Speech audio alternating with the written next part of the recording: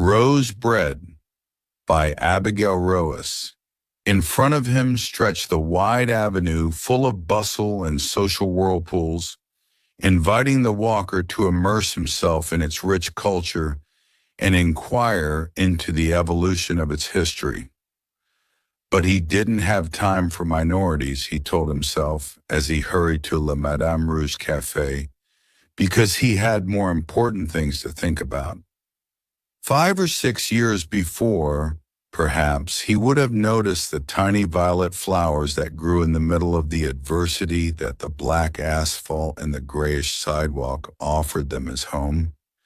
In the elderly couple in love who shared laughter and whispers as if the years did not weigh on their shoulders and carried on their lips the youth of life.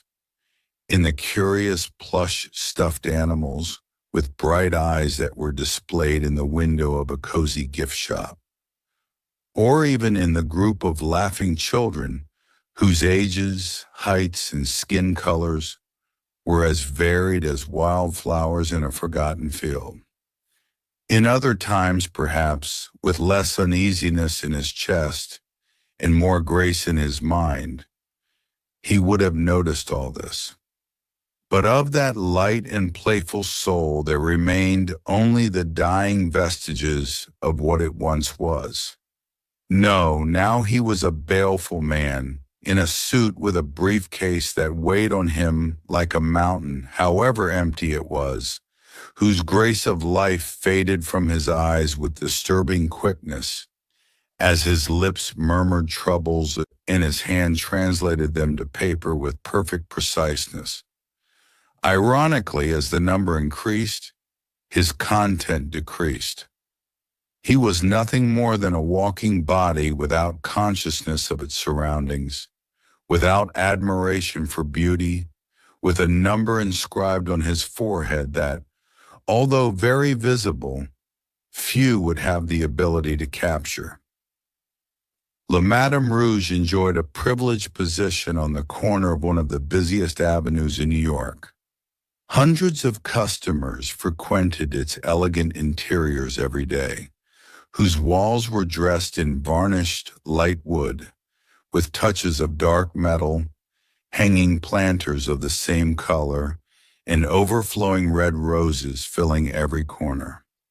Warm lights stretched beneath the dark mahogany counter, where succulent French delicacies were on display, from a glittering croissant to a soft creme brulee, as well as the Venice sandwiches and baguettes covered in icing and raspberry jelly. For any mortal, the exuberant amount of varied coffee preparations would have been too much, but for a lover of the dark brew, it would have been paradise. The golden chandeliers with hanging prisms illuminated the rest of the space, giving it a sophisticated aura, as if the old air of past centuries had been transported to that place with all integrity. The curious floor covering, with square black and white ceramics, interposed as if it were a chessboard, inspired an ethereal combination of the golden ages of rock with the times of the French Revolution. The man with the briefcase saw himself enveloped in that atmosphere as soon as he crossed the glass doors, intoxicated to his lungs with the delicious aroma that threatened to numb his senses. It was his moment of glory. Only then did his old version break the surface from the bottom and wander inside him like a bird of prey that suddenly sees itself in freedom. The spirited crowd of people created an exquisite bustle around him as he made his way to the front, where a young woman radiant with beauty was waiting for him from the other side of the counter, with her usual smile and good humor.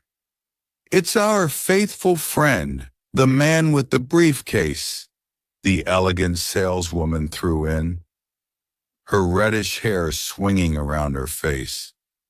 "Do you never leave it at home?"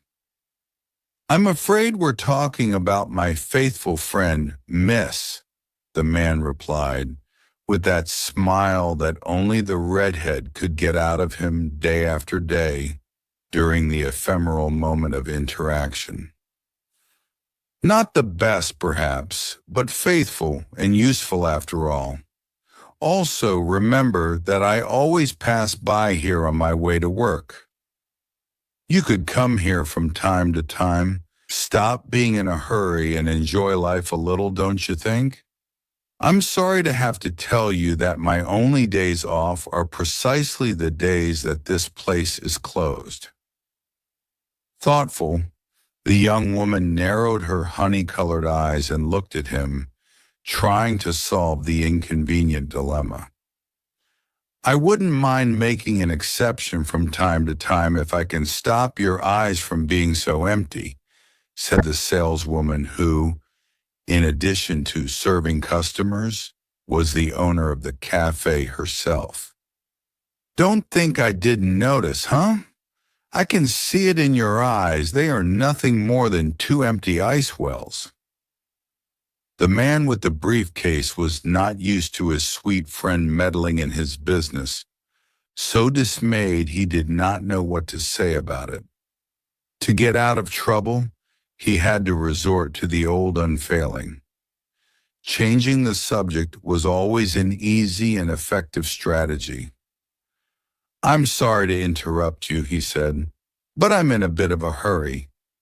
Of course, as always, although she did not want it, the young woman let out a hint of irony, which she instantly recompensed for with a soft smile. Don't worry, we know what you like. The usual? Thankful for the course of the conversation, the man with the briefcase reciprocated the smile as he nodded. The usual. A medium-sized frappuccino with 2 honeyed buns running right away. With another smile, the young woman turned to make the order, which made the man lose his point of attention, which forced him to lower his eyes and let them fall into a product in the display case that he had not noticed before. It was a simple block bread displayed on a tray of wood and wax paper. The chalk label read, "Rosewater," with style and delicacy. To create some conversation while waiting, the man made a comment about it. New recipe?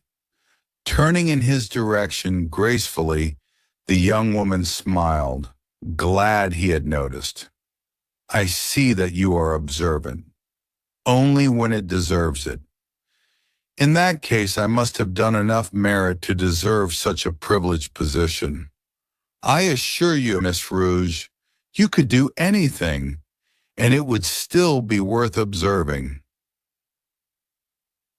The young woman's cheeks flushed red at the compliment, revealing her sensitive nature. A bell rang behind the redhead's back, and she turned around with the excuse of picking up the order. Meanwhile, the man with the briefcase, satisfied with the result, smiled smugly behind her. After several visits to La Madame Rouge, he had learned to recognize that the bell indicated the departure of an order, which he was able to confirm once again when one of the baristas approached the redhead with his hands full.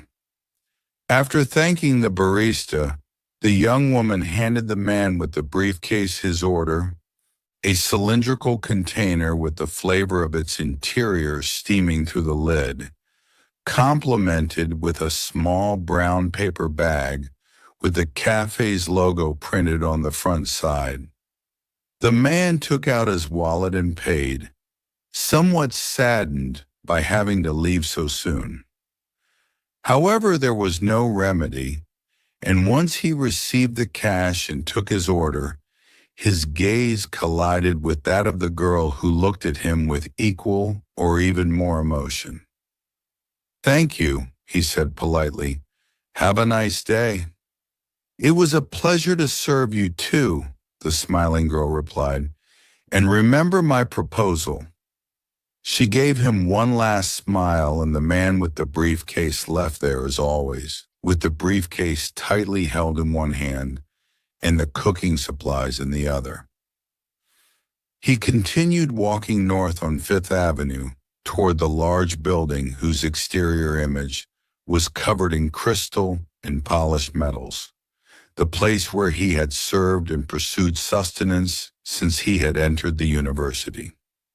When the man with the briefcase had reached his office without any alteration to his routine, he left the briefcase in the first place he found, sat down, and proceeded to once again taste the addictive infusion from the cylindrical container with the same accompanying order as every day.